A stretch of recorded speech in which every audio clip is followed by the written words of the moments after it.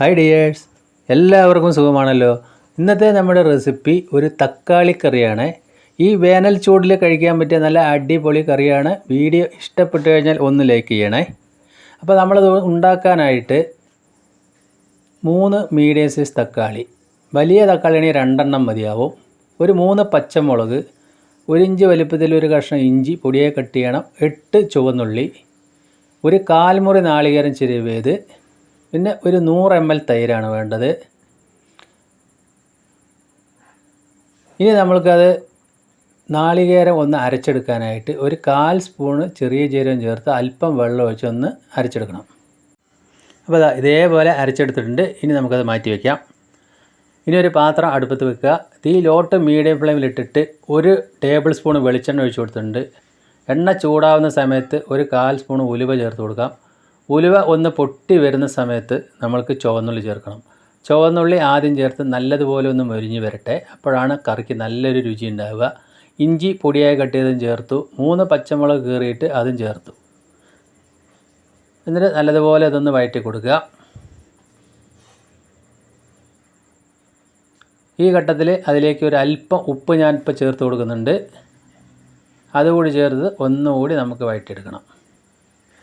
അപ്പോൾ തക്കാളി ഞാൻ ഇതേ വലിപ്പത്തിൽ നീളത്തിലാണ് കട്ട് ചെയ്തിരിക്കുന്നത്. തക്കാളി ചേർത്ത് ഒന്നുകൂടി നല്ലതുപോലെ ഒന്ന് വഴറ്റുക. അപ്പോൾ ഈ വേനൽ ചൂടിന് കഴിക്കാൻ പറ്റിയ നല്ല സൂപ്പർ കറിയായിരിക്കും തക്കാളി മോര് കറി. ഇപ്പോൾ തക്കാളി ഏകദേശം ഒന്ന് വഴന്നു വന്നിട്ടുണ്ട്. കുറച്ച് കറിവേപ്പില, അതായത് ഒരു തണ്ട് കറിവേപ്പില അതിലേക്ക് ചേർത്ത് കൊടുത്തിട്ടുണ്ട്.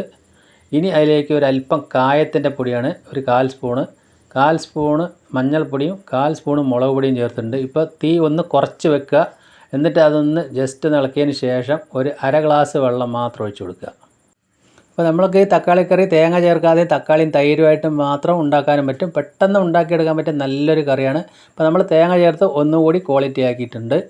ഇപ്പോൾ നല്ലപോലെ ഒന്ന് തിളച്ച് വരാൻ വേണ്ടി ഒരു 3 മിനിറ്റ് വെക്കാം. 3 മിനിറ്റ് കഴിഞ്ഞു. തക്കാളിയൊക്കെ ശരിക്കും ഒന്ന് വെന്ത് സെറ്റായി വന്നിട്ടുണ്ട്. ഇനി നമ്മൾക്ക് ആ തേങ്ങ അരച്ചത് ആദ്യം ഒഴിച്ചു കൊടുക്കുക. തേങ്ങ അരപ്പ് ഒഴിച്ച് നല്ലതുപോലെ ഒന്ന് മിക്സ് ചെയ്യുക. ഒരല്പം വെള്ളം കൂടി ചേർത്തു. ഇതൊന്ന് ശരിക്കും ഒന്ന് തിളച്ച് വരണം. അപ്പോൾ നമ്മൾ ആ പച്ചത്തേങ്ങയൊക്കെ ഒന്ന് ശരിക്കും ഒന്ന് വെന്ത് വരാനാണ്. ഇപ്പോൾ അതിലേക്ക് ഉപ്പ് കുറച്ചുകൂടി ഞാൻ ചേർത്ത് കൊടുത്തിട്ടുണ്ട്. നല്ലതുപോലെ തിളച്ചതിന് ശേഷം മാത്രം നമ്മൾക്ക് അതിലേക്ക് തൈര് ഒഴിച്ച് കൊടുക്കാവൂ.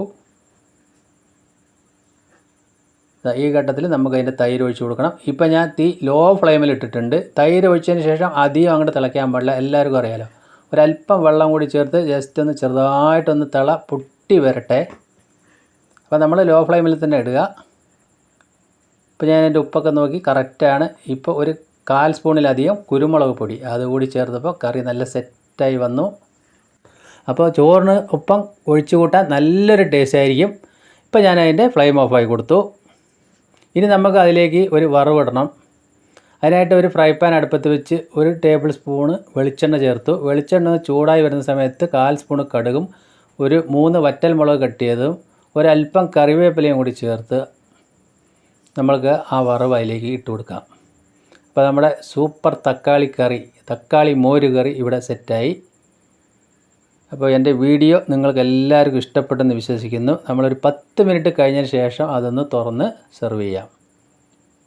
അപ്പോൾ അടിപൊളിയായില്ലേ?